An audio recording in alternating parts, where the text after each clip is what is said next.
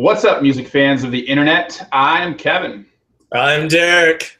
And together we are last week's album, where we're bringing you two opinions on the best new music. Normally, we're reviewing a new album for you, but in this episode, since it's now July 2015, we're going to be doing a recap of the best albums of 2015 so far. And these are in no particular order. Derek's got three. I've got three. There's some we agree on. And you'll just have to watch and see. So without further ado, Derek, start us off with number one on your list. Number one.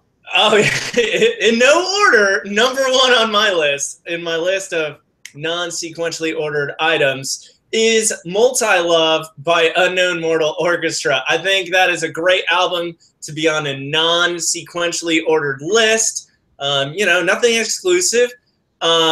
This album was the band's third full length, and this was, I thought, gave us the greatest backstory to an album and or album title of the year so far. I'd go out on a limb and say that might hold true the rest of the year. But I also think this gave us the best big question for an album review so far, in which we said, Multi-Love, does it portray polyamory as a highly hormonal teenager's fantasy or middle-aged realism? Don't forget to watch our full review for answers to that. And we really liked this because there were strong sounds encompassing a number of different genres, descriptive lyrics describing a difficult subject matter tastefully while still capturing attention, and garnered a 5 out of 5 from both of us. So definitely check out Multi-Love by Unknown Mortal Orchestra. Yeah, that one was definitely weird yet super catchy at the same time. And that's a good point, Derek. I forgot to mention we did review all these albums. So if you want to find out more about each one or what we thought on each one, we'll be providing links in the appropriate places. So next up on the non-sequential list, I've got Young Fathers, White Men Are Black Men Too. Young Fathers are an experimental hip-hop trio based in Edinburgh, Scotland. Although that sounds really weird, I know.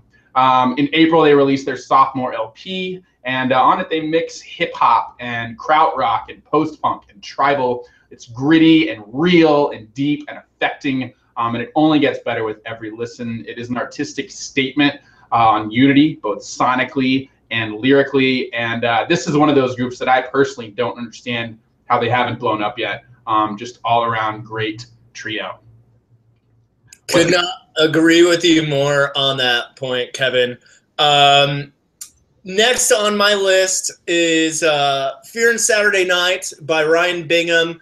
This was his 5th studio album, and really found him with more of a stripped down sound, kind of harkening back to his earlier releases, and really found him kind of exploring what we thought were more interesting and introspective lyrics, and made this what we thought his best album to date. Kevin's sound like on this album I thought was fantastic. He said Americana's cigarette-smoking voice breathes in classic rock vibes and exhales optimistic truth. So I thought that just really well encapsulated the just overall kind of theme of the album and our takeaways, and it got 5 out of 5 from both of us. And I think it's still one of the best just album titles of the year so far. Fear and Saturday Night, fantastic. Yeah, definitely a return to form for Ryan Bingham, I would say. Next up, we've got Courtney Barnett. Sometimes I sit and think, and sometimes I just sit. Courtney Barnett is an Australian singer-songwriter. This was her debut album. And people were really hyping this album so much that I thought for sure I was going to be disappointed just because my hopes were too high. Fortunately, that was not the case. This album is amazing in its perspectives, its throwback grunge sound, and particularly for its witty lyricism. It's funny and relatable and thought-provoking and catchy, and just an amazing, amazing debut album from a great new artist. So definitely check that one out. What's up next for you, Derek? Yeah, Lord Huron and their album Strange Trails is next on my list, or last in my non-ordered list. This was the band's sophomore album, and even though it garnered only a 4 out of 5 from the both of us, I just keep on listening to this one. I think you and I both kind of hinted at the fact that a lot of the melodies on this one were kind of haunting in nature, which, given the album's storyline, is really, I think haunting is a great term for it. It just sticks with you. Really strong melodies, kind of interesting, thought-provoking lyrics, I thought. Really well layered sounds. Just a lot of really well executed things come together, and it just keeps. I just keep playing those songs over and over. It's great. What about you, Kevin? What was last on your list? Last but certainly not least on my end of the list here is Alabama Shakes Sound and Color. Alabama Shakes, in case you didn't know, are a Southern soul rock band based in Alabama.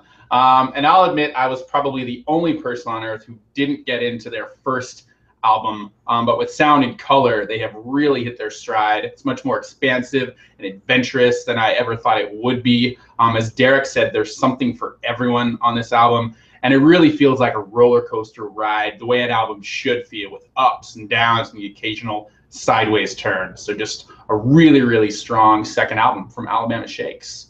And Kevin, just to piggyback, I totally agree. But I think that's a roller coaster. As soon as you get done, you want to ride it again. Exactly. Yeah, so there you have it. The top albums of 2015 so far, according to last week's albums and the albums we reviewed. So be sure to let us know what you think of these and what are your top albums of the year so far. Love to hear that. Don't forget to subscribe to us here at Last Week's Album, where we're bringing you 2 opinions on the best new music, and we'll be back next week with a new album review. As always, I'm Kevin. I'm Derek. Cheers.